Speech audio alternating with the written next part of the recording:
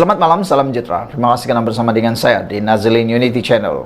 Pendedahan kali ini pengakuan Dr. Agus yang paling kita tunggu. Baru-baru ini dia didakwa kononnya telah pun membuat gangguan seksual di atas bot dalam hotel di Bintulu.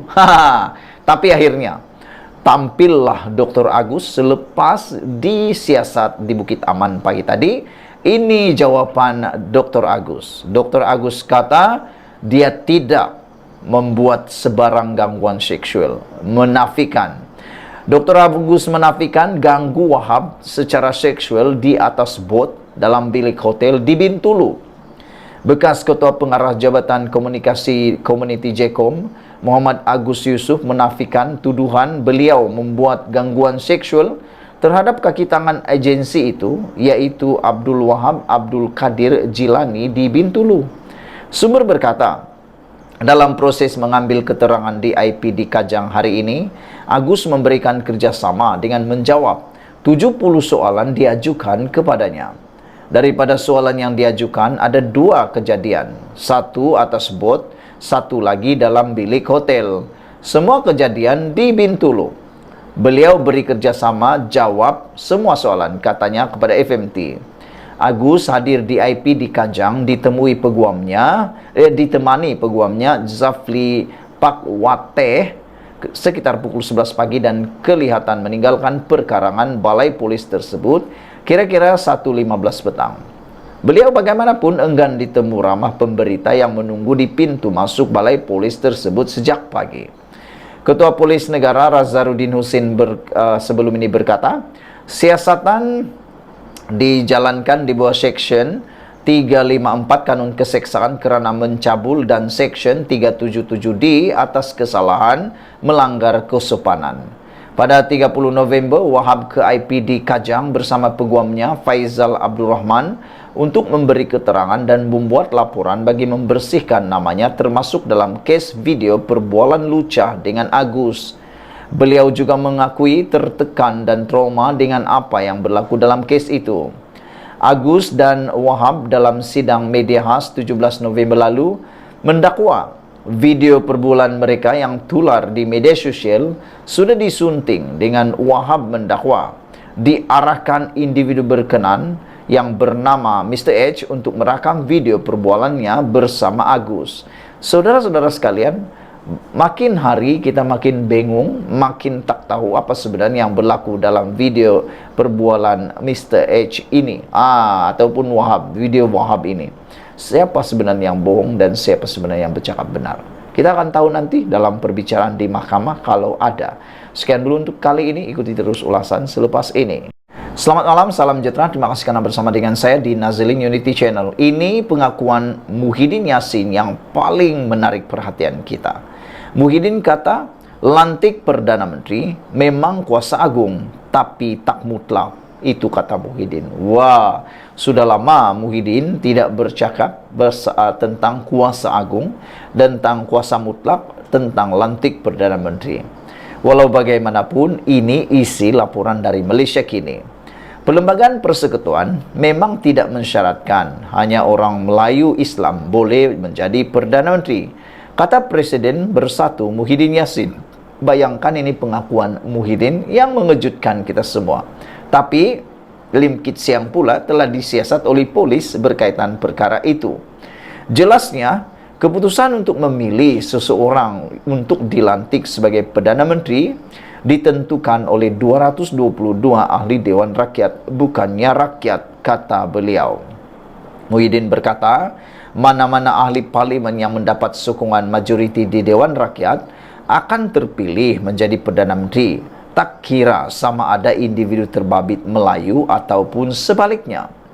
Menurut perkara 43 dalam kurungan 2 kurungan E Perlembagaan Persekutuan, yang di Pertuan Agong boleh melantik seorang ahli Dewan Rakyat sebagai Perdana Menteri yang pada hemat baginda mendapat kepercayaan majoriti ahli-ahli Dewan Rakyat.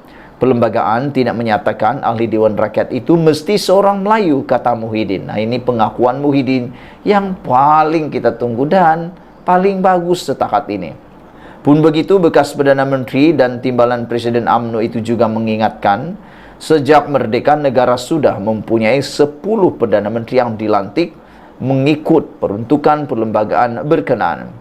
Kesemua mereka adalah dalam kalangan orang Melayu, katanya lagi dalam hantaran di Facebook hari ini. Semalam, Ketua Pemuda Bersatu Wan Ahmad Faisal Wan Ahmad Kamal mencadangkan supaya Anwar Ibrahim menggerakkan usaha memindah perlembagaan supaya hanya orang Melayu Islam boleh menjadi Perdana Menteri. Mungkin dengan cara ini sedikit sebanyak dapat memulihkan sokongan orang Melayu di negara ini kepada kerajaan campuran pimpinan beliau berbanding memperagakan capal, songkok, cium kerlis atau bertiwi karma bahasa, katanya. Tertakluk kepada Dewan Rakyat. Polemik sama ada orang bukan Melayu boleh atau tidak menjadi Perdana Menteri timbul kembali susulan kenyataan ahli politik veteran DAP Lim Kit Siang kepada pelajar Malaysia di United Kingdom bulan lepas.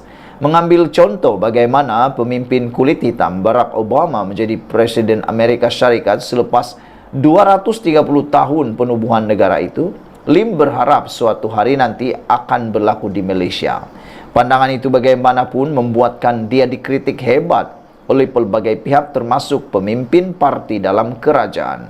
Bagaimanapun, anggota Parlimen Pasir Gudang Hasan Abdul Karim yang juga seorang peguam tampil mempertahankan Lim dengan berkata, perlembagaan memang tidak melanggarnya atau melarangnya. Nick Abdul Aziz pula pernah menyatakan isu latar bangsa seorang tidak perlu dipertikaikan untuk menjadi Perdana Menteri asalkan individu terbabit beragama Islam. Nick Abdul Aziz yang ketika itu menjadi Mursidul Am Parti berkenan berkata, bangsa seseorang tidak wajar dipertikaikan. Nak bukan Melayu jadi Perdana Menteri tidak apa, asalkan beragama Islam, sebab mana boleh pimpin Islam kalau tidak Islam, kata beliau. Contohnya, negeri demokrasi. Adakah jawatan diberi kepada komunis? Negeri komunis pula, adakah dia akan beri kepada orang demokrasi? Tak ada. Negeri komunis, maka pemimpin komunis yang pegang. Negeri demokrasi, maka demokrasi yang pegang. Negeri Islam, maka orang Islamlah pegang. Jadi bangsa apapun tak peduli, katanya pada Mei 2012.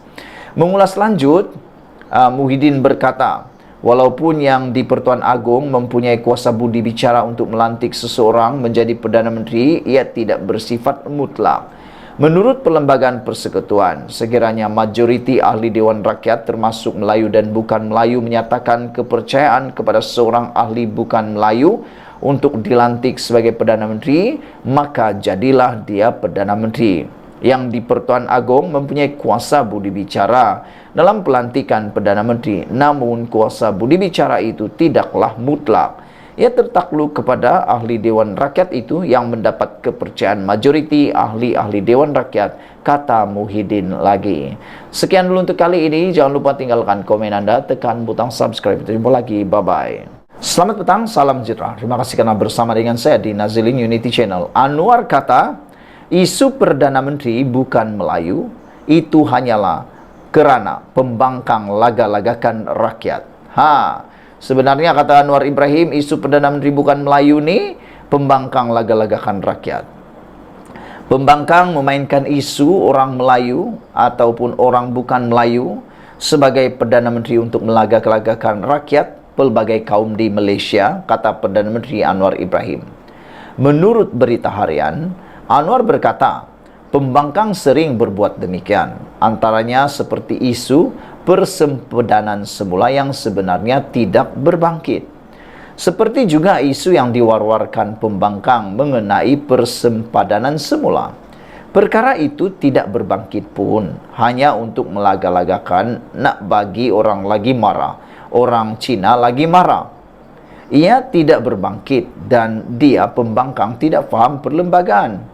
Perlembagaan membolehkan kita mengkaji semula persempadanan itu pada akhir 2026 sahaja. Nak sibuk pasal apa, kata Anwar Ibrahim? Carilah modal untuk bantu bagaimana mahu angkat ekonomi, nak kurangkan beban rakyat. Jangan duduk ajak bergaduh sahaja, tak letih ke, katanya seperti dipetik. Anwar berkata demikian ketika diminta mengulas berkenan siasatan polis terhadap veteran DAP Lim Kit Siang berhubung kenyataannya berkenan perkara itu. Terdahulu, Lim Kit Siang mengundang kecaman sejumlah ahli politik dan pertubuhan selepas membangkitkan kemungkinan untuk individu bukan Melayu menjadi Perdana Menteri Malaysia. Berhubung isu persempadanan semula, Anwar dipercaya merujuk kepada ucapan pengerusi Perikatan Nasional Muhyiddin Yassin ketika PRK Pulai di Johor pada September lalu. Ketika itu Muhyiddin menggesa pengundi agar menafikan majoriti 2/3 kursi parlimen yang dimiliki kerajaan dengan menyokong calon Perikatan Nasional. Dalam perkembangan berlainan, Anwar berkata dia telah mengarahkan Menteri Kesihatan yang baru, Dr. Zulkifli Ahmad, untuk memantau keadaan wabak COVID-19 di negara ini. Dia juga menasihati orang ramai untuk memberi lebih perhatian kepada kesihatan mereka susulan peningkatan kes wabak itu. Dr. Zulkifli juga sudah pantau peningkatan kes, walaupun kesannya tidak serius, tetapi minta orang waspada dari sudut kesihatan, kata Anwar Ibrahim. Saudara-saudara sekalian, memang ini adalah satu perkara yang paling perlu kita ambil perhatian. Apabila Anwar Ibrahim mengakui sendiri, isu Perdana Menteri bukan Melayu, pembangkang hanya laga-lagakan rakyat. Yang menariknya ialah apabila Anwar Ibrahim kata, isu yang diwar-warkan pembangkang mengenai persempadanan semula juga adalah perkara yang tidak berbangkit. Dan Anwar kata, nak sibuk apa lagi? Carilah modal lain untuk bantu. Bagaimana mahu angkat ekonomi? Nak kurangkan beban rakyat, kata Anwar Ibrahim. Jangan ajak bergaduh saja, kata Anwar Ibrahim. Balik-balik nak bergaduh, balik-balik nak bergaduh, balik-balik nak bergaduh. Bila pula nak cadangkan sesuatu untuk angkat ekonomi, nak kurangkan beban rakyat. Itulah yang Anwar Ibrahim mau tanya. Kata Anwar Ibrahim, tak letih ke asik-asik nak gaduh, kata Anwar Ibrahim. Itu memang menarik perhatian kita semua. Sekian dulu untuk kali ini. Jangan lupa ikuti terus ulasan dalam channel ini. Tinggalkan komen Anda, tekan butang subscribe. Kita jumpa lagi. Bye-bye.